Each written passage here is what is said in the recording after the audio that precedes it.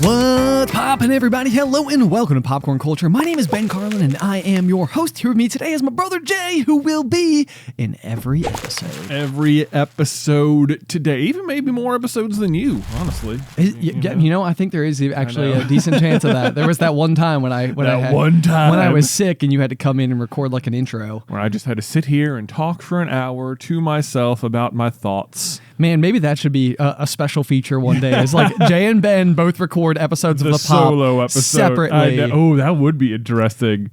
The solo episode, just me and my thoughts. Can I talk just out loud to nobody about anything for an hour? I feel like I probably could do it. You think you could? Because a lot of times, like in my, what I will, if I find myself alone in my house, sometimes I'll just get like on a train of thought and I'll just sort of like start pacing around and I'll just like talk through whatever I'm thinking like out loud, and who knows how long it could take.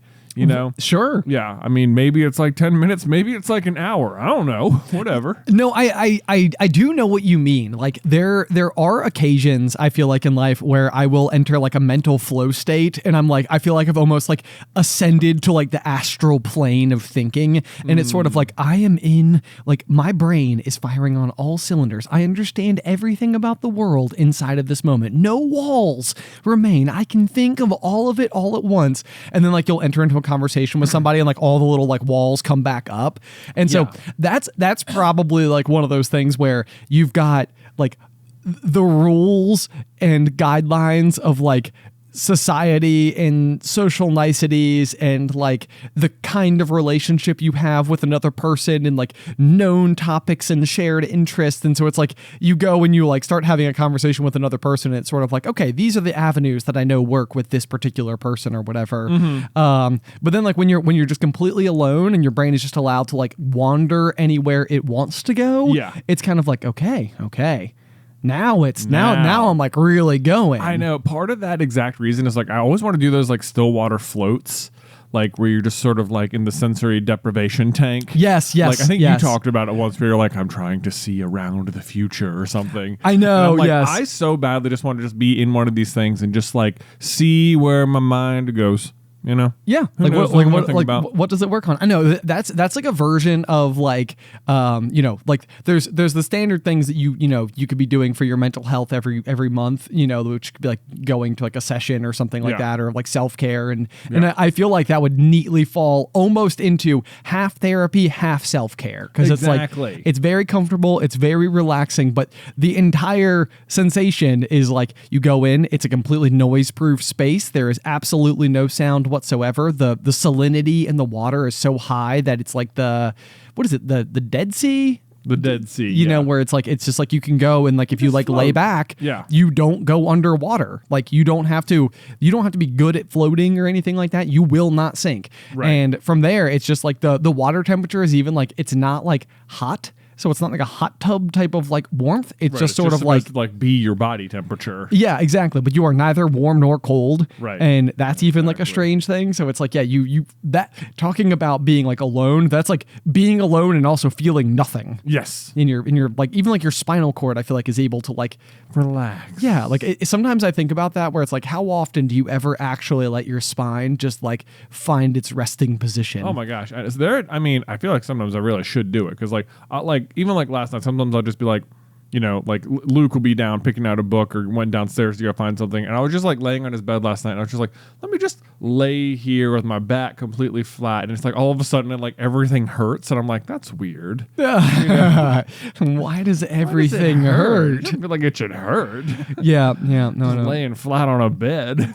Well, I can't tell you the frequency at my house at which you can just find me laying on the hard floor. Like good for your back. Yeah. It's definitely like, I feel like when I'm like either stressed or tired or have had a long day, the way that I respond to it is by going home and just like, I'll be like in the middle of my kitchen floor, just laying on the ground. Yeah, and Alice just like walks around you. Yeah. Like, I mean, it's not uncommon for her to just have like a full blown conversation or, like if we're like doing something, sometimes like if I've like made dinner or whatever, it's like, it's like that post dinner thing. And so it's like, okay, like now maybe there's like some tidying happening or whatever. So I'm just like plopped It is almost impossible for me to exist on the floor of my house. Yeah. Yes, Will your boys just come bombard you? If I was in a laying position on the ground, they would be on me in moments. Yeah. Without a doubt. Just like, wow, I'm jumping on you. Right. Yeah, that's true. And I will say that Addie, to her credit, does a similar thing. She likes to come and stand right on like my abdomen and just jump. Yeah, sure. It's like a trampoline. It's like a trampoline. Yeah. Except it means, for me, it ends up being like a tremendous core workout. Right, yeah. I always think about like those scenes from like Rocky where they're like hanging from the pull-up bar and you've got somebody else like boxing like their abs or whatever. And I'm like, This is basically that. It's basically that. I'm basically Rocky. Cue the montage music. All right, Jay, so I got to ask a question. And I'm curious if it's the question you are getting like without fail every single day of your life at the moment. Okay. You are outside of your window for mustache life. Oh, it's true. It's true. And yet the mustache persists. It does persist. And so I'm very curious because over the past week, you were out of office last week, Thursday and Friday, because you and the fam were going down to a wedding. A wedding for Beth's cousin. Yes. Nice. Congrats to them. Yes. Congratulations, guys. Great wedding. Good times. Yeah. But that's like, that's like a situation where, I feel like when you go to weddings, it's like at least for me, I feel like I spend like a little bit more time getting ready. Like whenever you're getting like all suited up and, you're going to a fancy event, you like want to make sure everything's looking all great and everything. Of course. And so I was like, I'm so curious to know, like when it goes down there, like what type of like get ready prep will be involved, because like this seems, he's going to go and be around like a whole bunch of family members who have always known you without a mustache. Truth. And yet you went and you came back this morning. Even like we went to the gym this morning and I was like, I wonder if he's still going to have it. Oh yeah, I know. Well, it has crossed my mind a couple of times. It's like, I feel like I'm in a zone now where it's like, I don't entirely know if I'm going to like, just like keep it and just be like, yes, I'm a mustache person. Yeah. Or if I'm like, just sort of like, I think where I'm at mostly is it took like, 6, 7, 8 weeks now to get to where I'm at. So it's like, if I'm like, it's not like if I shave it off, I can't get it back. Of course. That's the thing. I think people are like, oh, you're going to keep it, you're going to get rid of it. It's like, it's, nothing's permanent either way. If I shaved the entire thing off today, I would still have to shave again in 2 days, Sure. Like, it will grow back fairly, relatively quickly. But like sometimes I will look in the mirror and think like, I don't know. I don't really know if I really like the way it looks. But like, I'm never reaching the point where I'm like, I don't like the way it looks enough to like postpone it by 8 weeks or something. Yeah. But at the same rate, but especially because I think if I had enough of those days in a row, I would probably get there. But at the same rate, there will be other days when I'm like, you know what? It looks pretty good today. It looks pretty good today. Yeah. Like some days I really like it, and other days I'm a little like lukewarm on it.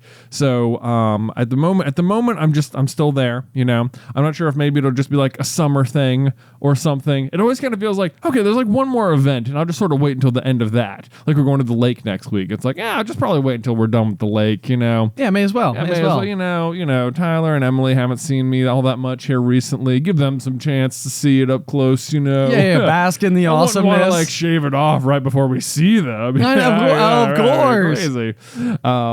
I feel like, and I think Beth is getting used to more like it. Just like I think she was there. She was looking at old pictures.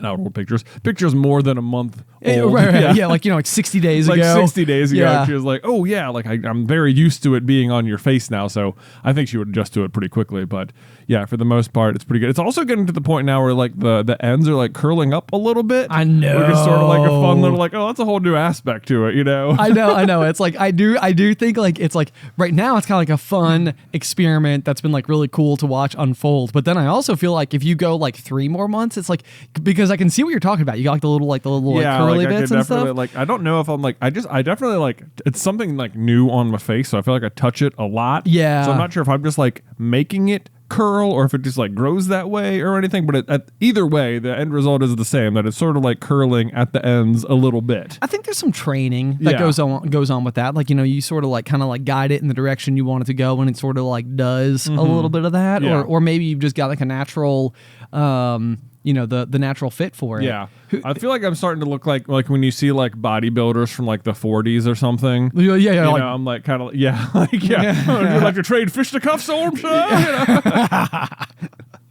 Yes. Exactly. I feel like that's sort of the look I'm getting sometimes. I'm like, all right, yes. I should work out more. I don't know. I know, yeah. Look like those guys. Look at these guys. This is what I could look like. Oh man. I know. That's the dream. Mm-hmm. That's the dream. Yeah, everybody wants to look like those guys. Everyone wants to look like those guys. Most right? likely, probably. Exactly. Get one of those like pinstripe, like weightlifter unitard things. We'll be off to the races. Jay, the posters will sell themselves. People are like, how do I get one? How do I get one? I want in. Want that. Yeah. Okay. I like it. I like it. Yeah. Maybe this will be like our new end of year to decide who wins the One True Host for all of 2025. Maybe we both come out with 12-month calendars. Wow. Yeah. And there's a J calendar and a Ben calendar, and then we just see what happens. We just see what happens. Yeah. Whatever sells more. Yeah. That's just sort of it. We'll just that determines the host for 2025. Right. It's a friendly rivalry. Exactly. It'll be great. It'll be great. What could go wrong? Okay. Yeah. No. But I do continue to get like mixed reactions. So like some people at the wedding were just like, love the stash. You can tell some people are very much just like, Jonathan's doing a thing. It's a new thing. It's polite to compliment him. So like there's those people. Sure. And you're like, okay, yes, thank you. You wouldn't want to be like rude and be like, oh dude, what are you doing? That's a weird choice or anything. There's no part of you that thinks that that's not just you deep in it. Maybe it's like, maybe they do genuinely like it, but you're like, well, they're just being nice. Well, I think there's both. I think there's some people who are like, whoa, I love it. And some people who are like digging the stash. And it's just sort of like, I see you're doing that. Or I don't know. Yeah. To me, it feels like there's a difference. Maybe there's not. Maybe I'm ahead a little bit about it. Yeah. But then I ran into at least one teenager this weekend who I only see like 2 or 3 times a year, and she was very much just like, nope, get it, nope, don't like it, not good. And I was like, well, okay, cool. Well, thanks. Can't please everyone. Can't please everybody. You'll get used to it. When people are like, it looks bad, I'm like, well, I'll show you. Yeah. No, it's so funny though, because I feel like I'm having the not that this is something I'm like regularly wrestling with, but there's a part of me that like, I grew out my beard once upon a time and I was so excited to like have it, and it was sort of like, okay, this is cool. Like now I've sort of got like some distinguishing characteristic about my face, because I felt like for the longest time you always had like that, we call it like your Pride Rock hair, the swooshy hair, the swooshy hair. Yeah. But I feel like without my beard, I'm sort of just generic guy. Just generic guy. Generic guy. Yeah. That's my like, if they were gonna write like a comic book about me, it'd be like generic guy. Like he looks like someone. Anyone. He's a person. Or kind of no one. Right. And so I was like, okay, cool. Now I've got like this thing that kind of gives me like, there's like a characteristic about how I appear, which is neat. But there, like every once in a while there is that temptation to just be like, I wonder what I look like without it. Because it's been so long since I haven't had it, so it's sort of like, okay, it would be kind of fun, like, especially in the vein of like, we went like snorkeling when we went on our cruise earlier this year. Yeah. And my mask, like for snorkeling, just simply will not seat on my face. Right, like it won't like seal. It won't seal, yeah. So water in. So like, I'm like out there and like I really like snorkeling and would love to scuba dive like with Addie as she gets older and stuff. And I'm like, it occurs to me that like I would need to change an aspect of my face, at least temporarily, in order to go and do that more successfully. Or I think some people are like, yeah, there's like some type of, material or like a Vaseline or something you can like put on your face that like helps give it like a better seal or something. But I don't know, it's kind of exactly like you're saying, where it's like you could go and be on vacation and be like, you know what, I'm just gonna get rid of it. I'm gonna do it. Give it like 40 days and we'll pretty much be back. Back, about to where we are. It'll be fine. Right. It'll come back. Well, that's the thing, is like you've never really shaved it off entirely at all. So like the regrow time, you're like maybe unaware of. Also true. You know, also like you just true. sort of yeah. like grew it back in 2015 and just sort of stuck to it. And like then it took you a long time. Right. But like yes. now it might not. Because like I also in like that November like grew a mustache for a month. And let me tell you, it did not look the same as it looked after this past month of doing it. Yes. Yeah. Your mustache game in the past 9 years has definitely taken some serious strides. Yeah. There was a lot of dormant facial hair energy in my upper lip. And you know, it turns out it was there. There, you know, it's been growing the whole time. I just haven't seen it. Yeah, you know, So pretty exciting stuff. The other big one is that like so in terms of changing my physical appearance, you know, the other big debate would be like I've contemplated doing something differently, like with my top head. Oh, you know, to see if I would maybe like a mullet or something. Yeah, like a mullet. Yeah, exactly. I don't think I would go for the mullet. It surprises me a little bit that I feel like mullets are extremely popular with like teenagers. Yeah, and that a teenager also told you that they didn't like the mustache, because I would have assumed that the mullet and the mustache were like a 1-2 punch for like the go-to look for. I suspect that that even could be the case, except that many a teenage male just can't grow mustaches yet. I suppose or that's not true. Like very, you know, aggressive ones. Well, certainly us as teenagers ones. couldn't have. No, I was not in that. I would have fallen firmly in that camp of can't do it. Not which it's like to say we're sitting here being like mullet. I don't think so. Long shaggy hair, pretty great. Pretty good. I mean, we were cutting the sides away from having mullets, basically. Exactly. Like we had hair like, you know, at least halfway down our necks. Yeah. But no, so I've thought about doing the looks, and this is maybe like where I need the feedback, would be like to still keep it like really short on both sides around my head, but then like grow out the top and have it be like quite long and attempt like the man bun back there. You could probably pull it off. You think so? I mean, at that point, you're pretty close to mullet anyway. Well, that's true. That's true. Yeah. I will say that whilst that there was like a 10-year-old at the wedding, he had the mullet, and I would say he was pulling it off. Oh, really? Yeah. Like it looked good. Like, I mean, yes, it looked like, you know, it wasn't like super long or anything, and it wasn't like super duper short on the sides or anything. It was sort of like grown out a little bit, but like, you know, on wedding day, he's up there. He was part of the wedding as well. Okay. And he's like standing up there, and it was like, you know, clearly been, you know, fixed up to look, you know, in its true form. And it was like, it does look good. You're doing it. You got it. Good job. Way to go. Way to go. Yeah. Way to go, 10-year-old. Maybe there's like some growth that is currently happening in the world of like I wonder if there's any amount of like, you know, as the internet becomes like widespread and all the rest, and like there's like a little bit more like homogenous nature to all of everyone everywhere. If like for a period of time it was like, okay, let's narrow in on like the most standard look, but then also it was like, okay, we've all looked the most standard forever, now let's start to like have some fun, and like that's the way the trends sort of like ebb and flow, so to speak. I feel like that's just always what's happening. Do you the next think generation so? is always like, what have you guys been doing? I don't. We're gonna do our own thing. We're gonna do our whatever's common. I'm not interested. We're changing that. that right on up. Yeah, what were they doing in the 90s? That looks pretty good, I guess. Yeah, I know. I will say, so another reaction I got this weekend, which there was, you know, you're right, you're running into some other people you don't see all the time. There were some ants out there I was having to like meet and stuff. Not the insect, but like not like ants. Ants okay. out there. Yeah. And I've gotten the feeling before that they have not like typically viewed me as like, you know, particularly like manly or something. Ah. You know, not like in a very traditional sense or something. Okay. And it's always sort of been like, thank you.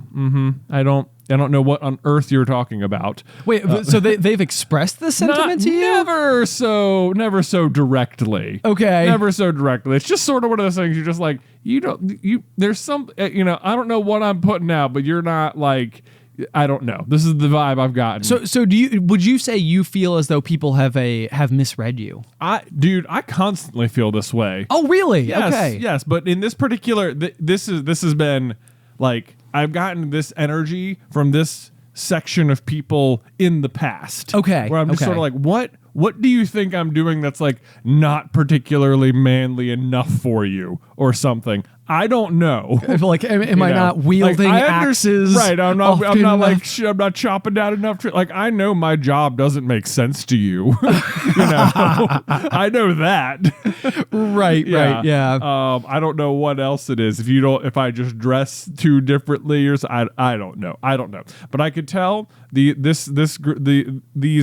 aunts, they saw the mustache and were like, it was almost like a sigh of relief. It was like, finally something we can respect, and it was like, yeah, okay, I'm closer to shaving it now. Yeah.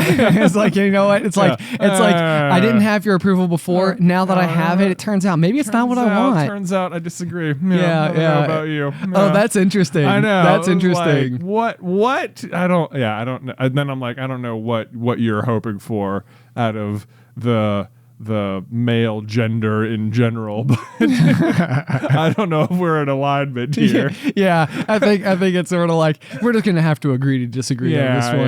Yeah, I feel adequately masculine over here, so I don't really need your approval. Right, you should see me in the gym.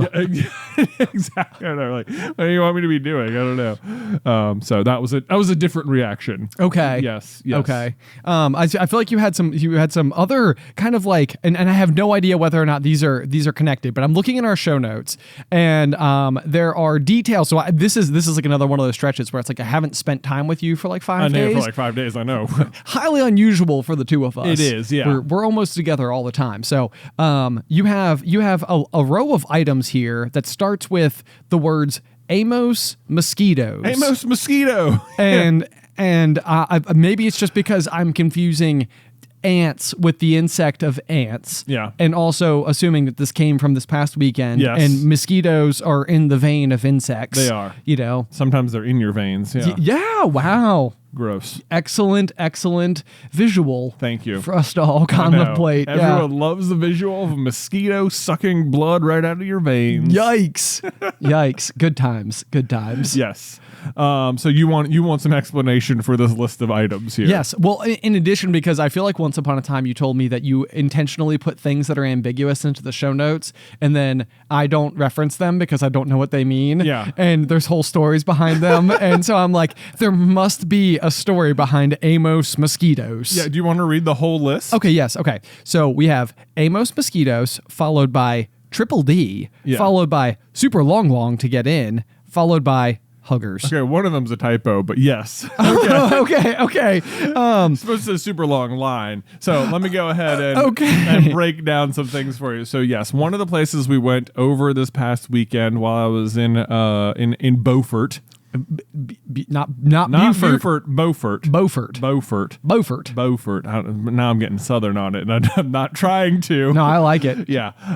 It's a restaurant called Amos Mosquitos. Amos Mosquito. I don't know if there's an S on it or not. Someone intentionally put the word mosquito in the name of their restaurant. And like the whole time we were recommended to go there by some neighbors of ours who have been down to Beaufort before, and they're like, you've got to go to Amos Mosquitos. It's like so good. It's our favorite place. But like this was like her telling Beth the name of the restaurant, which she could like sort of remember. So Beth's like, it's something like mosquito in the title. And I'm like, well, it certainly can only be the one. I'm like, there's no way. It must be like mesquite or something, Yes. like like North Carolina, it's barbecue. Like it's got to be that. No, it's Amos Mosquitos. Okay. And I'm like, maybe that's like a kind of fish. I don't know. It's a beach town. It's the insect. Yeah. They just went straight for the insect. I don't know why. They were like, yeah, let's put the insect in the title name. And not even because some insects I could understand, but mosquitoes are almost universally hated. Yes. Indeed. Even like so often people are like, well, if you got rid of spiders, all these other problems would happen. So the spiders are actually good. People, like if you talk to like environmentalists, it's like, well, what happened? What if you got rid of the mosquitoes? They'd be like, nothing. Just less malaria. Yeah, are mosquitoes not the number one most deadly animal on the planet? Yes, they are stupid and terrible. But anyway, tell us how you really feel. You want a really ice cold take? Mosquitoes suck. Like. And I think that might be the most universally agreed upon thing ever. Right. Yeah, they're so annoying, and they just spread disease and they bite you and. Okay, so I'm Yeah. assuming this restaurant did not those things. No, it did not those things. It's quite the opposite. Despite the weird naming choice, Yeah. Amos Mosquitos is an awesome restaurant. Okay, good to Yes, know. which has been featured on Diners, Drive-Ins, and Dives, which is the Triple D. Triple D. Yeah, the Food okay. Network show with Guy Fieri, whose name I'm positive I'm saying wrong. Fieri? Fieri. I don't know. It feels like people know who I mean. You know who Guy is. Fiery. Fiery guy. It seems like he has like flames in his branding a little bit. There is. He often has like one of those like Hawaiian shirts with like the flames on it or Yeah, something. His hair kind of looks a little on fire or something. Right? Anyway, I don't know. I don't know if people like or dislike. I think he looks like a fun guy. A fun guy. I bet he is a fun guy. I bet he's a blast. Yeah. Yeah. Okay. So now I'm following. So Amos Mosquitos is a place featured on Diners, Drive-Ins, and Dives. Yes. There was a super long line. There was a to super get in. long line to get in, yes. And it was like, this was like one of those things where Beth's on a run with one of her friends who happens to have been to Beaufort, North Carolina. And it's like, you got to go to Amos Mosquitos. And we're like, I was like, and it's like, it was like 20 minutes like away from where we were. So it was like a little bit of a drive, considering there was also just a bunch of other like, seaside restaurants pretty nearby. Sure. So it was like, okay.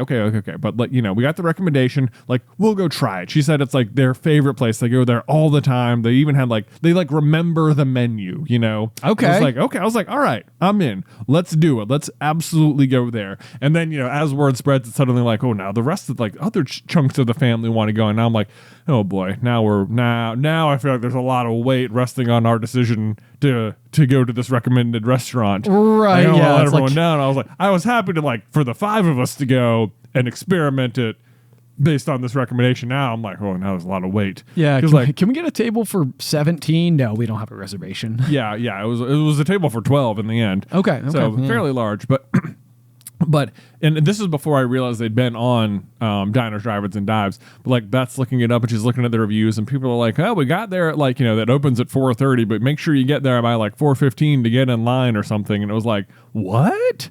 So we're like basing our whole day around getting there, and sure enough, you get there, and it like I guess probably because it's been on the show. Yeah. People like know about it, and it's like a destination place, and the locals love it and the tourists love it. So it's like one of those places.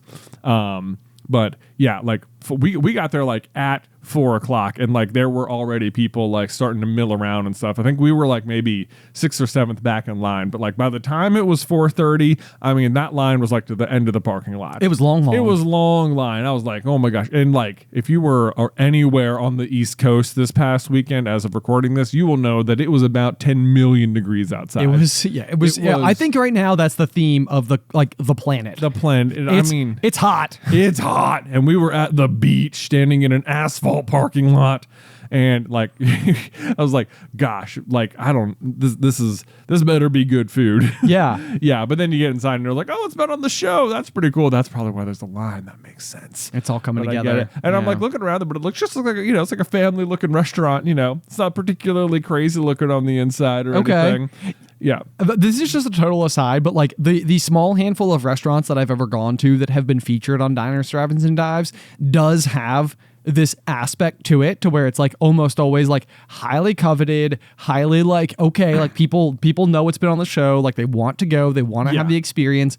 And I'm like, what did that show do for small restaurants the country over? I mean, just nothing but good things. Nothing but good things. It's like, it's such an unbelievable stamp of approval. Like I have to imagine that like being on the show is like any small restaurant essentially like winning like a little like jackpot. I mean, I know. Like, yeah, it really must be. And especially now, because they must have been to like over 1,000 places at this point. That's what I mean. Yeah. It's like in any one state, there's probably 10 restaurants at least that have been stamped. That have been stamped with it. And so this was one of them, I guess. You're right. How many have you been to? I think I've been to 3. I was going to say 3. I think 3. Yeah. As well. Which ones have you been to then? The only one that immediately comes to mind is Comet Ping Pong, and then I also couldn't remember if Terry Black's in Austin, Texas was on there. And then Smoke in Chicago. And Smoke in Chicago. Yeah, so a lot of barbecue. Yeah. A lot of barbecue. Guy likes barbecue? What? Yeah. What? Yeah. That's so surprising. Okay. Maybe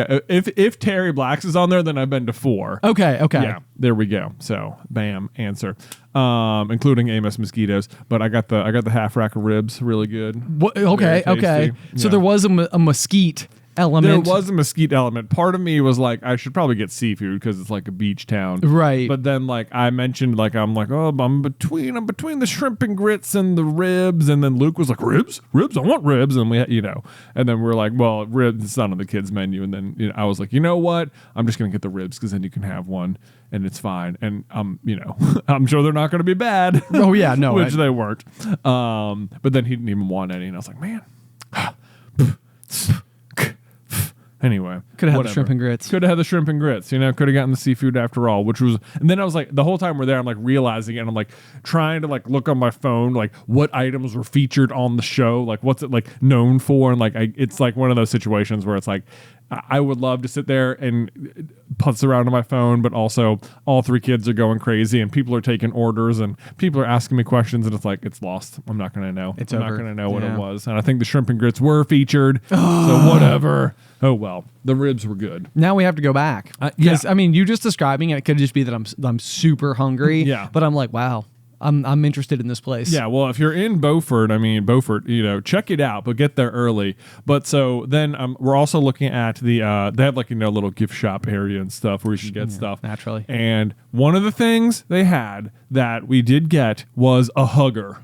Do you know what a hugger is? Okay. Yes. Okay. Now I feel like I'm coming back to Yeah. I feel like I'm figuring out your code. Yeah. So, okay. So when we grew up, I feel like these were everywhere in our house. I feel like we maybe had like a bucket or like a trash bag full of them or something somewhere in our house. We had in the pantry in the house we grew up in, which you might have been able to walk into if you didn't have to, but that's where we kept the dog food, is right where your feet would go. Yeah. Yeah, so you couldn't walk into it. No. Yeah, you could have, but you couldn't. But down on the bottom right-hand side, there was a shelf that was completely dedicated to Mom and Dad's collection of what they called huggers, what you probably call koozies. Yes. But like the hugger, I feel like versus the koozie, which I mean, they're probably realistically like essentially the same thing. I mean, this, yes, you're right. They serve the same purpose, which is to like keep your hand from touching the cold can. Right, yeah. And like the one we got says koozie on the side, but to me there is a distinct difference between a koozie and a hugger. Okay.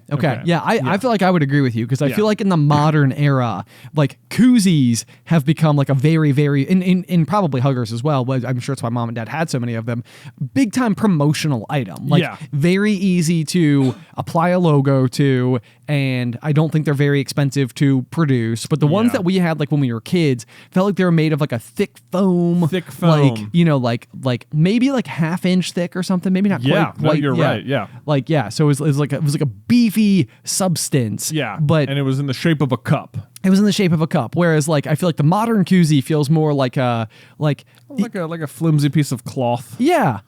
Like with like almost like the interior has got like a mouse pad underside material or something. Like a corrugated rubber. Yeah, but you can like the modern ones you can like fold up and like stick in your back pocket and they can lay flat. So if you were gonna have like a big collection of them like our parents did, like they're much more convenient and like compact and stuff. Yeah. But Luke in our house, during the NBA playoffs, which were like the last couple of weeks, which the Celtics won, by the way. Ayo. Not the playoffs, the whole championship. They won the whole shebang. It was awesome.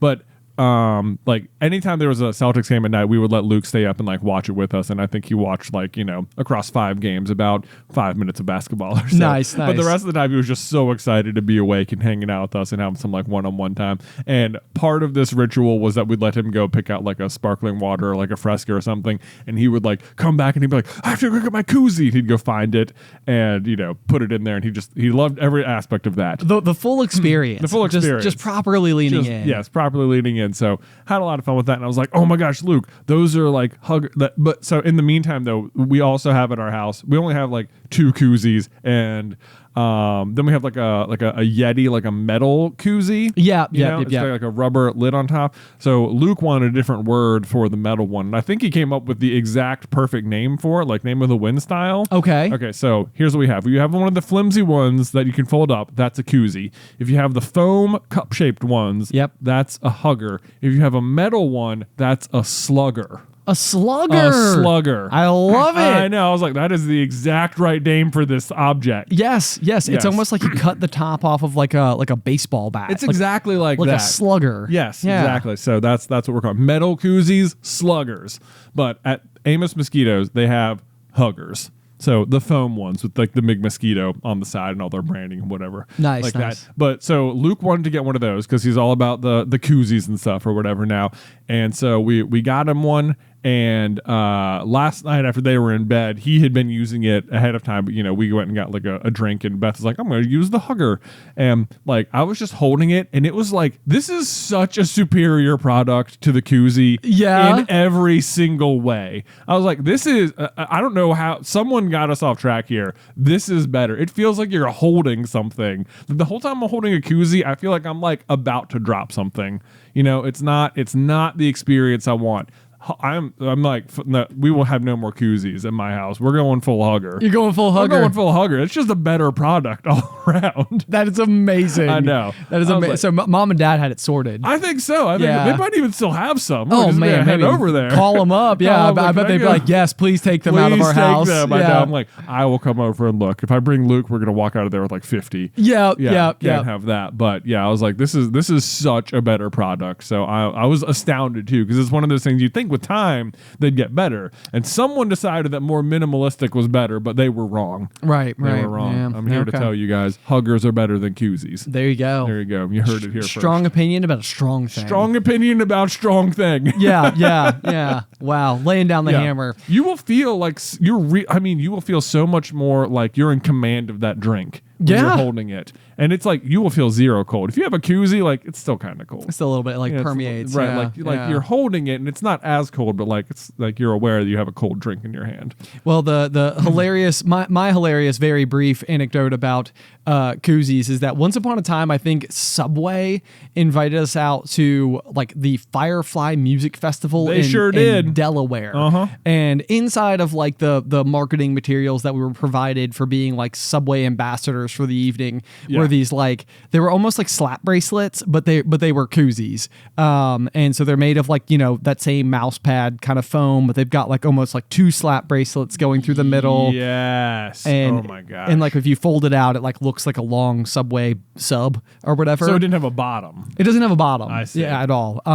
And that was like one of those things where I was like, well, we're instantly going to lose these, but we have somehow not. You still have the slap sub Dude, koozie? They have like traveled the country with Alice and I, like, and we never lose them, and we use them. Wow. Like it's like they live right there in the junk drawer. I know exactly where they are. We got 3 of them. They're okay. They're okay. But, they are fine. But still, it is really funny. Like when me and Allie like we'll go and like sit on our screened in porch and same thing. Like have like a drink or something at the end of the day. It's like we'll bust them out and be like, look at us. We're doing the thing. We're doing the thing. Yeah. Dude, I don't even know what it is about koozies. And I was so happy about this because when people like I've been at like tailgates or like at parties and people have like brought their own and it's like they cannot wait to just like whip the koozie out of their back pocket and be like, look what I got right here. Yes. And I'm like, you're barely solving a problem. Like I don't know. Like I never use them. Ever. And I'm never like, oh, this drink is simply too cold. I could never. What would your aunt say? Look at him over there with his koozie. Probably. Or is that a hugger? Yeah. I'm always like I just don't. I've never like it. I see people be so proud of their koozies, and I'm like, I don't think that's the flex you think it is. Yeah. There are some that are quite delightful. Like I know a couple of my friends have them, and they're like based on the event. Like they'll have like a ski, like it almost looks like a ski jacket, like bright, neon greens, yellows, pinks, and stuff like that. And they'll like bust it out so it looks like it looks like a skiing jacket, and they'll have like they'll drop their drink into it. There's room for whimsy. Yeah, for sure. Yeah, I love some whimsy to a beverage. Absolutely. But you're right. Like I do think that there are some people that like it's like a vital, essential part of the experience, which maybe is also leaning into it a little bit. Maybe it is. But like, you know what? Like I just can't wait for the next time someone have a koozie and I'll be like, oh, nice. How about this? Boom. Look at this bulky, huge, manly hugger. Yeah. With a mustache. I'm getting so much approval. Okay, so I want to like move on from like the longest conversation about Koozies that has happened on the internet, but I think it's kind of interesting because it was a strong opinion about a weak thing when it really boils down to it. And we got a hilarious piece of feedback from one Tigger Tiger 21 the other day that said the following, and I was like, I can't believe how on point this sentiment is, because like the strong opinions about weak things, I feel like almost in some way became like our mission statement for the pop. Yeah. Like it was sort of like, okay, these are things that don't really matter. It's matter. like at the end of the day, the goal is to not, truly like ever have a strong stance on anything that's like vitally, like over the top or something. Because we're usually just not qualified to discuss those topics very well ourselves. But this is what Tigger Tiger said. SCB started as a conversation between brothers, which was like the year-long conversation between brothers on Super Carlin Brothers, and became a conversation about pop culture, which was like sort of like our deviation into doing like fandom-related topics, Disney, Pixar, Star Wars, Harry Potter, and Marvel. And then popcorn culture started as a conversation about pop culture and became a conversation between brothers. It sure did. It's like no matter what we do, we cannot execute our mission statements from day one into perpetuity. Well, you say that, but like through the Gryffindor, that's exactly what we set out to do. That's true. Right, there is less wiggle room when it comes to that particular. This show is about that. Yes, this show is that. We know what it will be week in, week out, as will you, the viewer.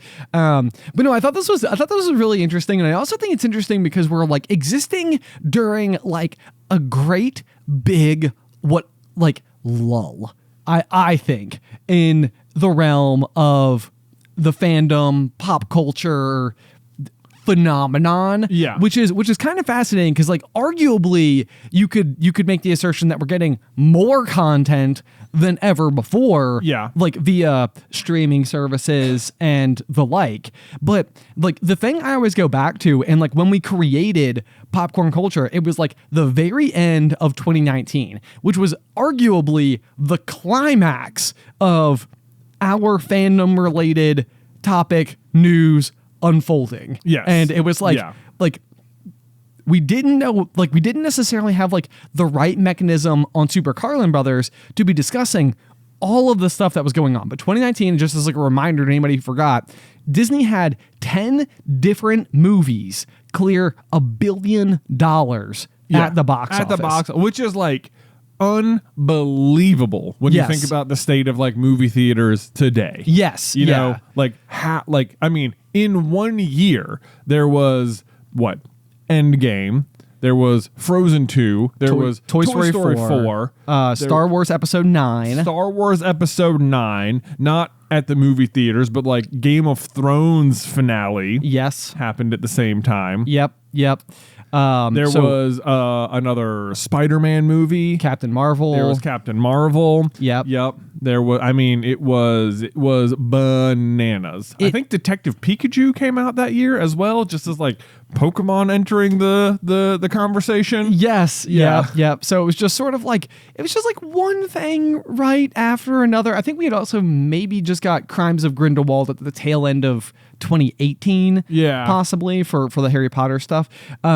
So yeah, I mean, it was just sort of like we're going through this whole year, and the big thing that's happening is like every single day, we walk into the office and we're all just having these like big conversations about like what's going on, and, like what's next, and what's the future going to hold, and like this is unbelievable, and like oh my gosh, like everybody was so dialed in to the same thing. Yes. And then like promptly into 2020, of course, the pandemic unfolds, which then sort of like sent its own like myriad of like issues shooting out into the world. It's but domino effect, which, lasted a while into the future there. Yeah. Right.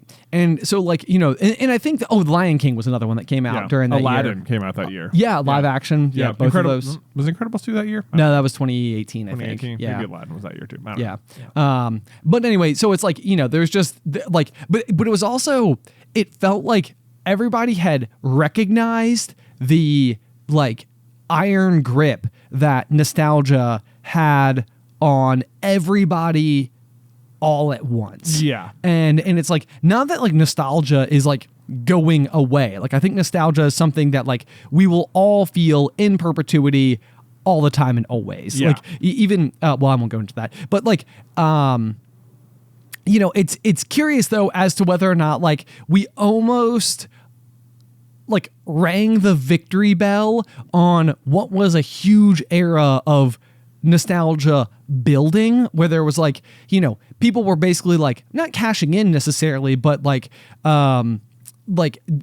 everybody was so on the same beat. Yeah. You know, we had approximately 30 years going through like the Disney Renaissance in the early 90s, the launch of, you know, like Pokemon becoming popular, trading cards, all of that type of stuff, the resurgence of the Star Wars, you know, prequels came out during like, you know, this same era. And it was almost like, you know, Pixar was absolutely taking off and just like what they were accomplishing, like on screen was just a feat unto itself, you know, so it just sort of seemed like everything was vibrating at a frequency that was like exactly perfect. But the big thing about 2019 that was so interesting is that so much of it was like conclusions. Yeah. You know, it was like realistically, I mean, you could have argued Toy Story should have been over with Toy Story 3, but like then also would have thought Toy Story 4 probably it. Yeah. It sounds like we're now still that's Toy Story 5. Still Toy Story 5, but you know, it's like you're talking about like a Frozen 2, you're talking about the end of the Star Wars Skywalker saga, like the end of the Game of Thrones saga, like, you know, they were all big conclusions. And I feel like what's happened over the past several years is that everybody's like, yeah, nostalgia, that's the game. Like that's where we need to be, like, you know, hitting all the stuff. And I can't tell if people have gotten burnt out on it. You know? I mean, it's like it is possible. It's hard to know if you can get like burnt out on nostalgia because like you can't help but feel it. It's just like, have you like, you know, just dipped into most of the nostalgia pools or something? Yeah. You know, it's like, or it's like all the like Marvel did a great job in Endgame because it took 10 years to get to Endgame. Right. So, you know, by the time you got to Endgame, you know, ending it with "I am Iron Man" was like epic, you know. That hit nostalgia for everyone. You're like, oh my god, that was the best line anyone could have said right there. Right. And they were setting it up for it, and you're like, boy, that is 10 years of serious payoff, you know. Right. Like enough time passed between the beginning of that story and the end for you to feel nostalgic about the beginning. Right. You know, it wasn't like last year, you know, it was a decade ago. Right. But like yeah, but it's like that's like finishing like a marathon. Yeah. You know, it's like that's like you started the race, you like went through like all the, you know, like whatever, there's milestones along the way, you're feeling good, you're making it further, and like you finally get like that, like there's the finish line, this is the finishing chute, the people are making noise, everything's exciting, you cross over, you're exhausted, but you're so happy, you're so proud, you got that runner's high, like everything's amazing, and then it's like, whew. If I'm gonna get this feeling again, I have to start. Yeah, it's I have kind of to like start at the starting line. But like, it's like you have to start at the starting line, but at the same time, like it because it's still just coming out of Marvel. You kind of feel like, am I just sort of? You just want me to stick around right here at the front, like. You know, it's not like, okay, here's the next brand new thing I've never seen that I'm ready to be excited about. It's like, no, I'm used to being super excited about Marvel, but like now they kind of have to reset some, and you know, everything they made, I was so excited to go see, and now it's like, okay, this the same characters, a lot of them, but the story has sort of reset, and everything isn't feeling nostalgic anymore because there isn't as much to go back to. And that's how I've become accustomed to enjoying these things. And it's like, maybe, you know, I don't know, maybe when we get to 2031, you'll be like, oh my God, that was a throwback to WandaVision. That was amazing, you know? Yeah. Maybe so. But it's like, that's where it's like, was there like a dilution that happened? Because I think what like at the end of the day, what a lot of people, like what I enjoy too, is like feeling like we're all together, a part of something. I know. You know, it's like there's something, it's like maybe it means that we're all buying into the thing that is like the most mainstream, but it's like that's the wrong way to think about it, because it's like I love it when like the whole world is collectively holding their breath waiting to know like what happens next. I know. And it's like, I feel like you're right. In 2019, it seemed like it was like movies just like that was the thing, that those were like the touch points for like pop culture to be like, okay, yes, that's the next chapter. That's the thing we're looking at. And if we want to see it, we all have to go see it at the same time, because otherwise it'll get spoiled or I'll have to wait or whatever. Right. And it's like, now it's like, then COVID happened. So you had all the streaming sort of take over and people got used to that. And then you came out of that and you were like starting to recover. And then there was the writer strike for this like the big SAG chunk after, of time. The SAG after strike, kind of on the heels of that. And it's like, so they're like, I feel like even now, like that whole industry is still recovering from COVID and from the SAG after strike. And it's like, there hasn't been a good like foothold for a while. Yes. And in the meantime, like there wasn't stuff coming out in theater. You couldn't go to theaters and people got used to seeing it at home. And it's like, that's great. It is more convenient and it's like more affordable and stuff, but like it does remove that like we're all seeing it together kind of thing, because it's not like, oh yeah, if I don't watch The Acolyte on Tuesday, like that's it, it's gonna get spoiled for me, because like everyone just kind of sees it in their own time, and some people are like, I just want the whole show to come out so I can binge it, or everybody's kind of like a slightly different approach to how they agree with like release schedules and all the rest, and everybody's kind of doing it like a little bit differently. Everyone's kind of doing it a little bit differently, and before you only had to commit like 2 hours or something, whereas like a lot of times now everything that comes out is like 8 to 10 hours, so it's like you really got to choose what you're going to get invested in. Right. And whatever it is, you might still want to see whatever the latest Star Wars. You might want to watch Mandalorian, but it's like, but I wanted to watch this first, and then this first, and then this first, and it's like, okay, that's fine. And then you watch it 3 months later, so you still watched it, so you're still up to date. But it's not like, and I feel like that's sort of what happens. Like tons of people do still watch it, just not at the same time, so the hype is never huge. Exactly. Yeah. It's like the cross pollination, that like water cooler conversation of like, you come in and everybody's sort of like, oh my god, I can't wait to hear what you thought. Like, especially in an office like ours where everybody here is all leaned into exactly the same kind of stuff. Yes. And it still does also feel like we're kind of like missing each other a little bit. But so my big curiosity right now is almost like whether or not like our appetite is like, whether or not we as an audience are like growing hungry again a little bit, where it's like, dude,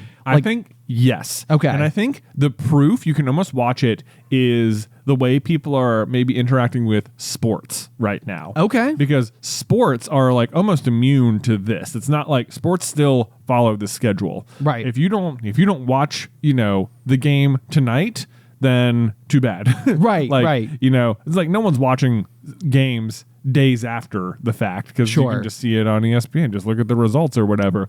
But like, and I could be wrong about this could be my own personal bias, but it just seems like what I have noticed in the here recent with a lot of different people I know is that like, I know obviously me personally, I just got like really into like the Celtics and basketball here recently. You have also sort of gotten into like Formula One here recently, which has been Alice and I watched the Netflix docuseries like Drive to Survive, and so we had this like huge back catalog that we just absolutely ate up. And so on Sundays we actually we tape the race because it plays in the morning, and then we will like come home after our day's worth of activities and we got like Addie down for a nap or something, like we'll like plop on the couch and like very intentionally watch it together. Yeah. Even like Ethan here in office, like this morning when he came in, I wasn't even like, how was your weekend? I was like, how was baseball this weekend? Because he's on a softball team. I know he's watching a lot of baseball. He's got season tickets. And he's got season tickets to the local Salem Red Sox here. So it's like, in a way that I have, and maybe I'm just wrong, or maybe I've just been ignorant of it, but like I've always known like, me and you and Ethan, like sports, and we'll talk about football or whatever is sort of like the headline or whatever. But it seems like all three of us have really suddenly leaned in heavy to something in a way that we haven't before. Yeah. And I feel like it is this like filling the void kind of like thing. And I'm like, I don't know, maybe like,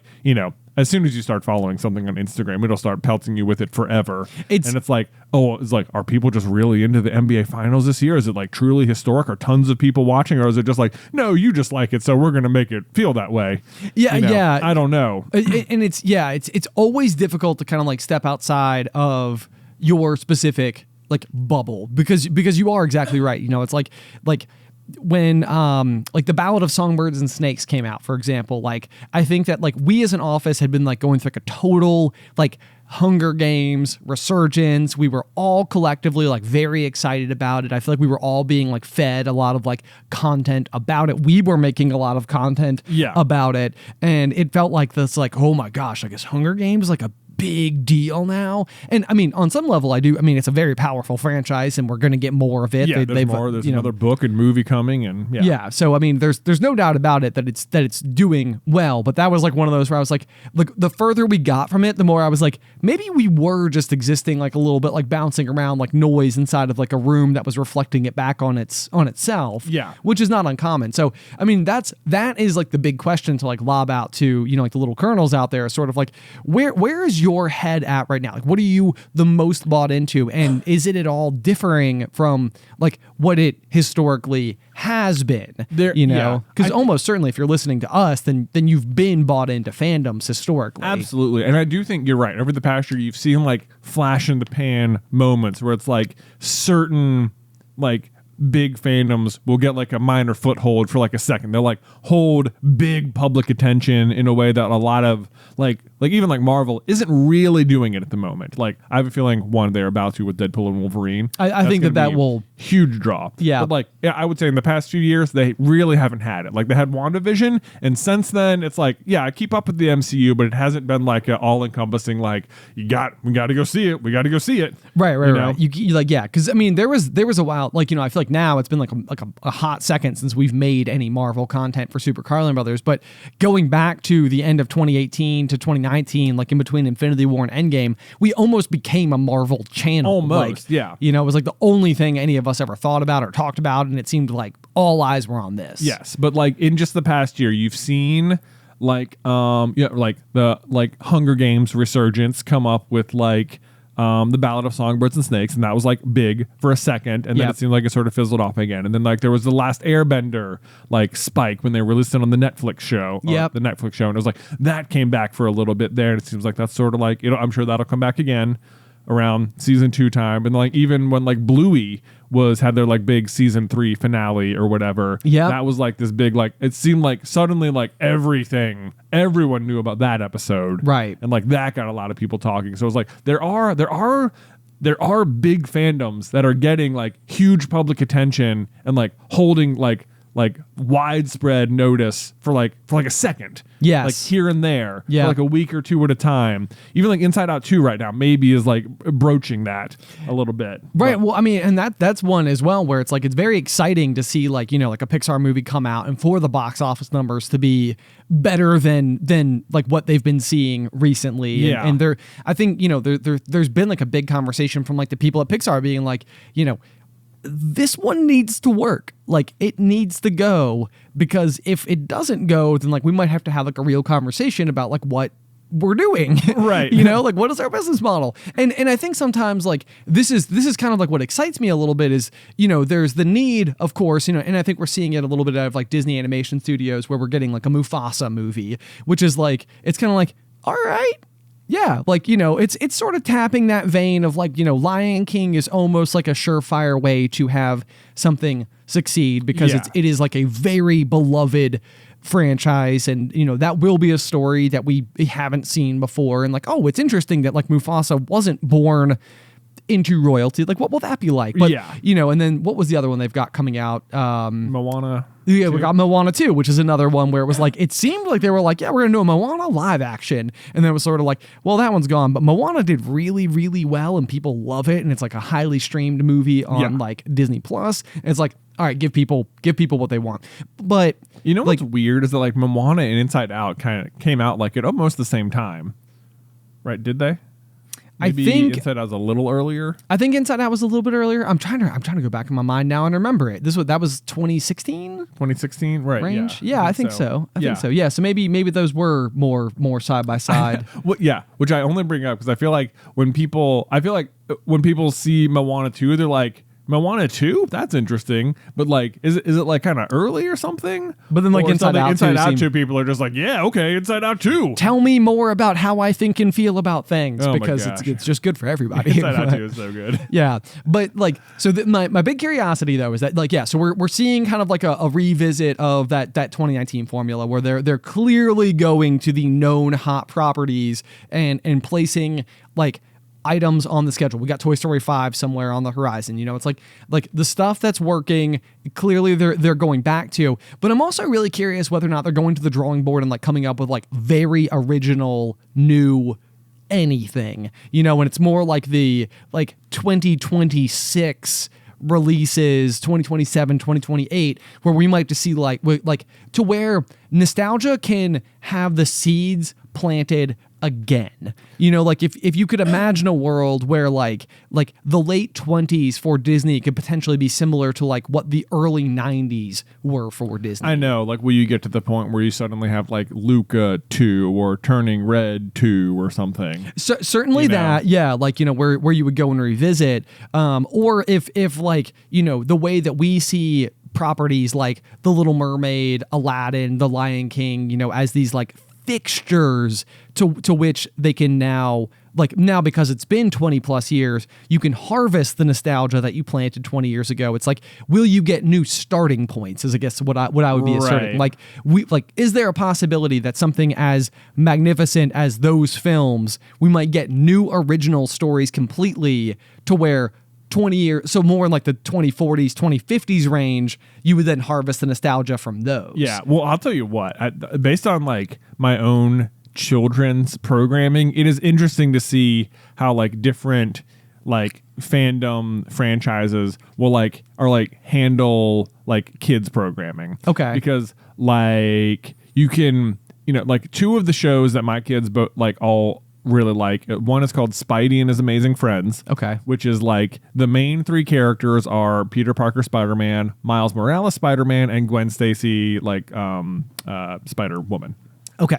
And it is like, when I was growing up, I couldn't have told you who Miles Morales or Gwen Stacy were at all. Sure. But like my kids are absolutely going to be able to tell you that. Right. And part of the show is also that like these three characters are interacting with their super friends, the Hulk and Miss Marvel and Ant-Man and the Wasp and Black Panther. And it's like, they watch it all the time and they are so familiar with that entire cast of Avengers already. So you know? someday there's going to be the world where they're going to be like, hang on, there's Right. like, you know, now I'm a teenager, now I can watch Black Panther. Like, right, exactly. Like one, it'll make those old movies good, but you can see a future too where it's just like, oh yeah, now they're making like new grown up versions of those guys I watched when I was a kid. Sure. And then like there's also the other one they've recently started watching is called Bat Wheels. Okay. Which is a really weird combination here. It is basically, I mean, it's a Batman show. It's got Batman and Robin and Batgirl and whatever, and they're there, but the actual show was about their vehicles. Okay. Yeah, so it's like all of their vehicles have like come to life with like bat chips or whatever. You Sure, know? yeah. Yeah, right. You know, so you have the Batmobile who's like the leader,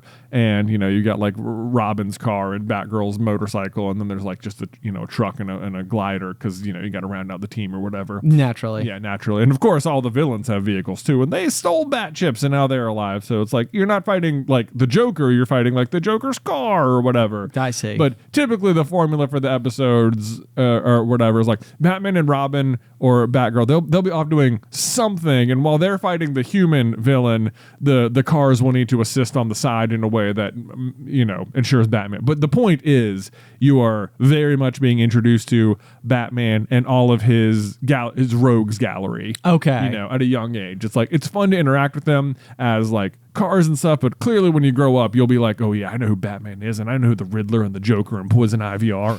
Yeah, and the thing that this is like very curious about to me from like a very zoomed out perspective is ultimately going to be like, do these studios, and almost certainly they do have some strategy in mind, but like this is where like you're not talking about like, oh, what are we going to make next year? What are we going to make in a couple of years? This is more like, okay, we are laying the groundwork so that in 12 years, when these kids have gone from this age to that age, we can make this property and it's going to destroy. Right. So that's like long-term thinking. Oh, yes. I mean, if they come out with a Spider-Gwen movie when, all of our kids are like 14 or something, like it's gonna destroy. Yeah. It's gonna, because they're gonna have been exposed to Spider-Verse Gwen. They're gonna have been exposed to Spidey and His Amazing Friends Gwen. Right. And in the meantime, the entire adult population is also gonna be like, well, yeah, I remember her from the cartoon one. Now we get to see her in real life. Like, let's go. Yeah. Yeah. You know? Yeah. Yeah.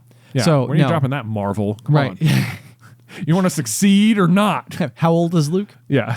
6? Si- Eight more years? Yeah, 6. Come on. Yeah. All right, so here's the calling it. Right, yeah. Here's the prediction alert: is that in June of 2032 is when we get the super good, super highly produced, like major mega franchise tentpole Gwen Stacy Spider Woman. Yeah. Spider-Gwen movie, Saga. live action. Yeah, that's our prediction, is that Marvel cashes in on one of their extremely popular characters. Let me plant my little stake there in June 2032. Yeah, something to look forward to. Something to have out on the horizon.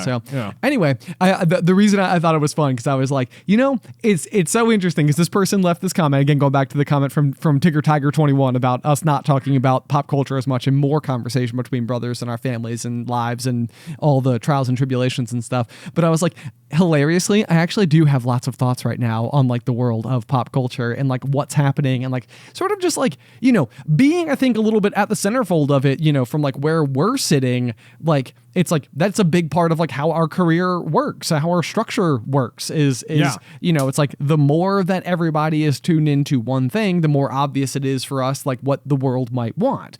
Whereas like right now, I feel like we could almost create like little pocket content, for these people who want this and these people who want that and those people who want this, but it doesn't seem to be the same shared thing as it historically has been. Right. And so that's like what I'm curious about. It's like, is this the evolution of media as we know it? And people have more of the opportunity to be like,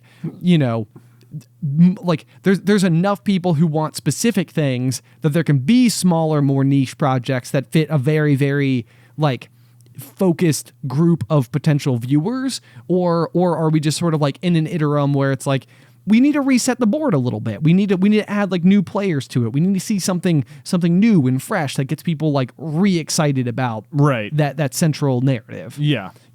So it'll just be, I mean, I'm excited for it because I feel like the potential energy is there, and I feel like it's been building, and I personally feel like, no, it has been building for sure. I think people want to bite on the next big thing. They absolutely do.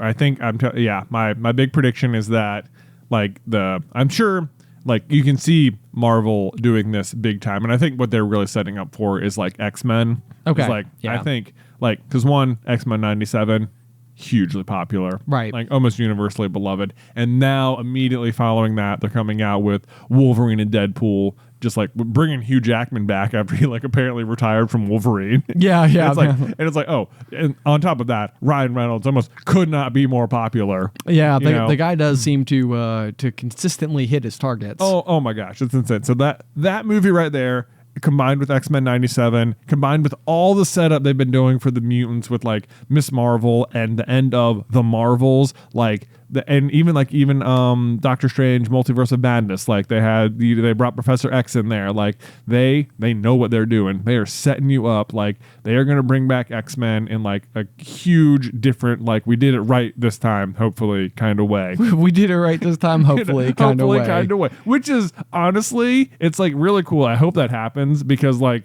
the X-Men themselves are like, they like them and Spider-Man like back in 2001 like launched the superhero genre we know today. Sure. Absolutely. So I mean, it does almost feel like X-Men got used rather early, right? And then that's another one where it's like it almost had to be parked for a long time before it could be like, we can't reboot X-Men again, right? But now it's been long enough to where it's like, all right, we're there, we're about due course. We can do it. Which is not to say they haven't been making Wolverine and X-Men First Class movies this whole time. Sure, but like a proper regular modern X-Men team with all the main characters like just in their prime, like they haven't done that in a while, and it's like they can do it again. I think it's they're coming? ready to. Yeah. And you're right. It's like they needed to use like all the biggest names to get people interested initially. The problem was then you already used Spider-Man and you already used the X-Men before you figured anything out. Exactly. And now same with Fantastic Four. Like that was like Marvel. Like you'd never know today that the Fantastic Four was like Marvel's biggest comic book seller ever. Right. You know, like Yes. to me, like that's not their popular team. The Avengers are their popular team. Right. Who cares about the Fantastic Four? Well, you know? and this, I could be speaking out of turn here, but I feel like once upon a time, somebody was explaining to me that like even when they launched like Iron Man with Robert Downey Jr., like Iron Man wasn't necessarily Exactly. like a major, like, but now you would say like who's probably the most popular two Marvel characters, and it would seem unlikely if you polled 100 people, if you weren't going to commonly get Iron Man and Captain America. I mean, hands down. Yeah, hands like, down. They're the figureheads. They're the iconic. figureheads, Like, right? yeah. I mean, you probably get some Spider-Mans in there too. But Certainly, yeah. yes, Like yeah. those are the big three, and it used to be like Spider-Man. End of sentence. You know? Right. Yeah. yeah. Or So- Fantastic Four or X-Men. It's like they have made the Avengers.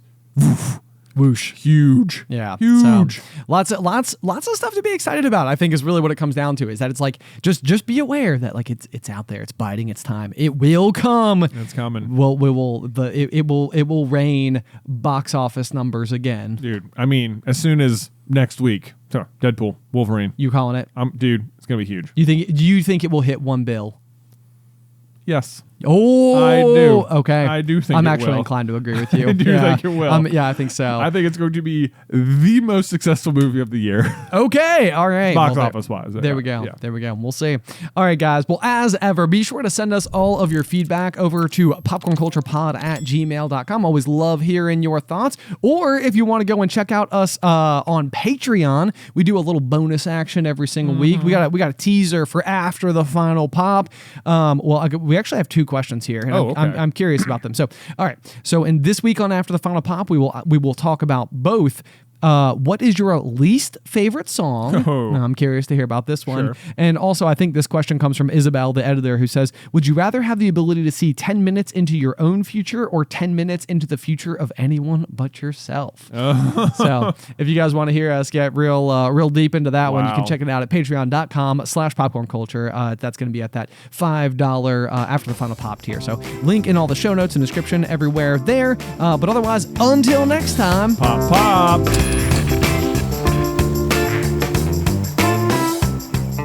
Today's episode was edited by Isybelle Christley. Vaishon Brandon does our art. Catherine Stein is our production manager, and the show is hosted by me and Jonathan Carlin.